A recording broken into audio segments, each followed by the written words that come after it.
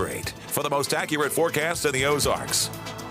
Well, today wasn't a very pretty day, at least in most of the area. I say in most of the area because we did see some late afternoon sunshine up toward Highway 54 and north of Highway 54, also over toward I-49. This is what it looked like in Lincoln, Missouri late this afternoon. That is a pretty scene right there, and this was the northern edge of that low cloud deck, that clearing line. Where is that clearing line now? Well, it continues to march southeast across the area.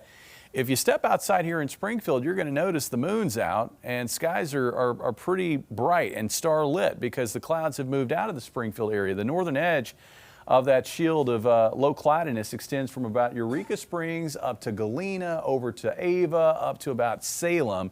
And these clouds will continue to clear out from northwest to southeast. Now the problem is that opens the door for temperatures to get colder, and with the moisture left behind from the 36 hours of rain that we just endured, and also with a surface high building in and with light winds, all of those ingredients come together to produce a very ideal scenario for fog formation. And that's why we have that dense fog advisory in effect for areas from Monette east over to West Plains.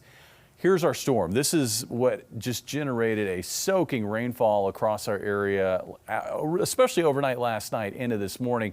Today it generated some severe weather, another round of severe weather on top of the severe weather that occurred yesterday into last night. You know, when I sampled how many reports are on the map right there being displayed, it was close to 900 reports. Now the vast majority of that, what we found out of the storm system, was high winds and wind damage, just like we had back on Sunday night into Monday. There were some scattered reports of tornadoes, but most of this was wind and wind damage, and also a few scattered reports of hail in there. Locally, what you see, this occurred actually yesterday afternoon with that one severe storm tracking up from Miami up to Nevada, and we had a severe storm south of the Eureka Springs area earlier yesterday afternoon. Looking at conditions right now, of course, it's a lot quieter. It's drier. Skies are clearing out. There's your surface high. That's going to build across the area overnight tonight and into Saturday morning. That's why we're going to be looking at light winds and ideal conditions for fog. In fact, it looks like that fog is going to favor this zone through here. Here in Springfield, I think we're going to be on the northern edge of that zone of foggier weather. We're probably going to have some fog in Springfield, but the thicker fog, the lower visibilities are going to tend to be just to our south, and that may extend south of the state line into areas like Harrison. As we work through the morning hours, that fog will mix out and we'll find skies becoming mostly sunny. There's going to be a wave of high cloudiness too moving by across central Missouri, but all in all, tomorrow looks like a really nice day. Certainly more sunshine than clouds. That will hold going into Saturday night, mostly clear skies. And then for Sunday, like on Saturday, yeah, there's going to be a few waves of clouds, but generally a mostly sunny day across the area.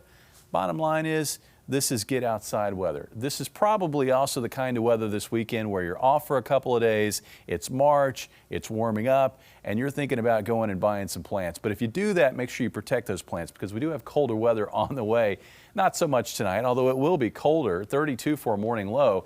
An afternoon high of 61 tomorrow, though, and with light winds, that's going to feel pretty nice.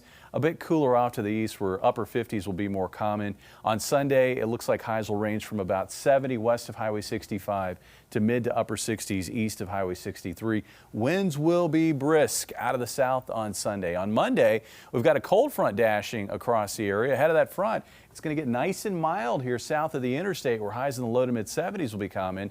Here in Springfield, looks like we're going to get up to about 70 for a high. Now, after Monday, the pattern shifts again. We're going to have that front moving through on Monday. It will stall to our south, and this is going to put us on the chilly side of that front. And it looks like other ingredients are going to come into play to generate a period of cloudy skies and waves of light showers. This all begins on Tuesday and lasts through at least Wednesday and Thursday and possibly Friday of next week. Also, with this pattern, it's going to be very blocky here in the eastern United States, meaning the upper level pattern. And that will in turn force this cold air to back up and press toward the south and southwest with time. So the result is it's going to be getting colder next week. After a nice mild spell there through Monday, highs in the low 50s on Tuesday, mid to upper 40s on Wednesday, low to mid 40s on Thursday, upper 30s to low 40s. Going in the wrong direction. I know. Where's the bottom?